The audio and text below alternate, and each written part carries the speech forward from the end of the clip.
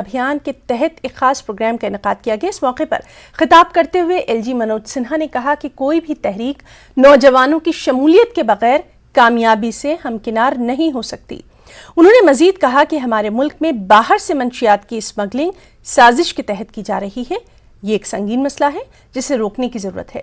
नशीली दवाओं का धंधा करने वालों के गिर्द पुलिस को फंदा सख्त करना चाहिए।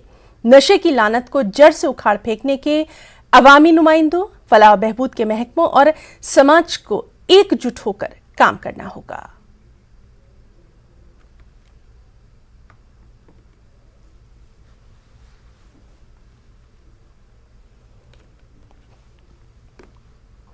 वेलफेयर डिपार्टमेंट और हेल्थ डिपार्टमेंट पहले से इस अभियान नशा मुक्ति के लिए काम कर रहा है।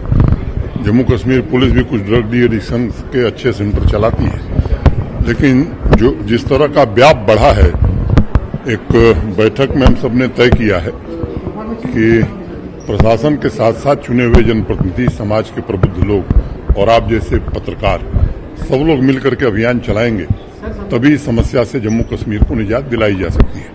स्वतंत्रता दिवस के दिन मैंने एक बात कही थी कि भय मुक्त, भ्रष्टाचार मुक्त, नशा मुक्त और रोजगार युक्त जम्मू कश्मीर हमें बनाना है। ये 4 संकल्प हैं और उसमें से एक प्रमुख संकल्प है, उसका अभियान आज शुरू कर रहे हैं। आप सबसे भी मैं निवेदन करूंगा कि इस अभियान में आप सहयोग करिए। इस अभियान को सफल बनाना बड़ा आवश्यक है।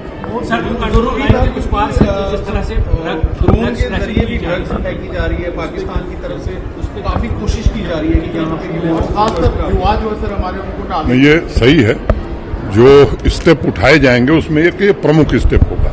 आप देख रहे हैं कि सीजर बहुत हुए हैं पहले की तुलना में, और हम कोशिश करेंगे कि इस तरह की हरकतें लोग न कर पाएं। हमारे सुरक्षा बल इसमें पूरी तरह से मुस्तैद रहें और ड्रग की खेप न आवे, इसका एक प्रभावी इंतजाम किया जाएगा। जो बच्चे शिकार हुए हैं उनको रिहेबिलिटेट करना, उनको ट्रीट करना, ये भी हमारा